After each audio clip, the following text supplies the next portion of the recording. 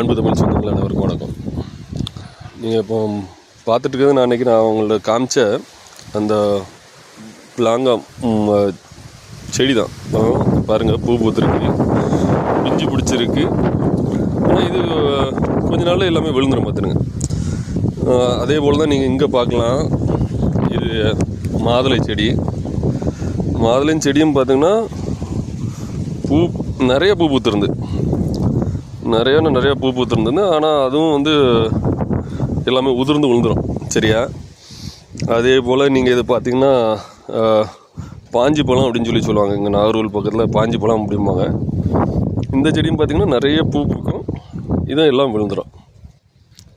இது பாஞ்சி பழத்தில் கோல்டன் சீத்தா அப்படின்னு சொல்லுவாங்க. இது சோப்பு கலர் சீத்தா அப்படின்னு சொல்கிறாங்க. இதே அதே மாதிரி தான் நிறைய காய் பிடிக்கும், இதுவும் உதிர்ந்துடும். இது பார்த்திங்கன்னா அத்தி இதுவரை பூவும் வரல, பிஞ்சும் பிடிக்கலை. இது நெல்லி. ஆமாம், இதுவும் பூவும் பிடிக்கல, பிஞ்சும் பிடிக்கலை. இது பார்த்திங்கன்னா புளிச்சம்பழம் ஒன்று சொல்லுவாங்க. அது இதுவும் பூவும் பிடிக்கல, பிஞ்சும் பிடிக்கலை. இதில் பார்த்திங்கன்னா கொய்யா. இது அடிக்கடி காய் பிடிக்கும், 1-2 காய்கள் பிடிக்கும். இப்போ கூட ஒரு 4-5 பழங்கள் அறுவடை பண்ணணும். சரியா? ஆனால் போதிய அளவில் நிறைய மரங்களில் மாமரம் இதுவும் அப்படி பெருசாக காய்கள் எதுவும் பிடிக்கல. இது சின்ன கொய்யா பழம்னு சொல்லக்கூடிய ஒரு கொய்யா செடி. இதுவும் 1-2 பூ தான் பூக்கும், அதுவும் பிஞ்சு எதுவும் பிடிக்கிறதில்ல. சரியா?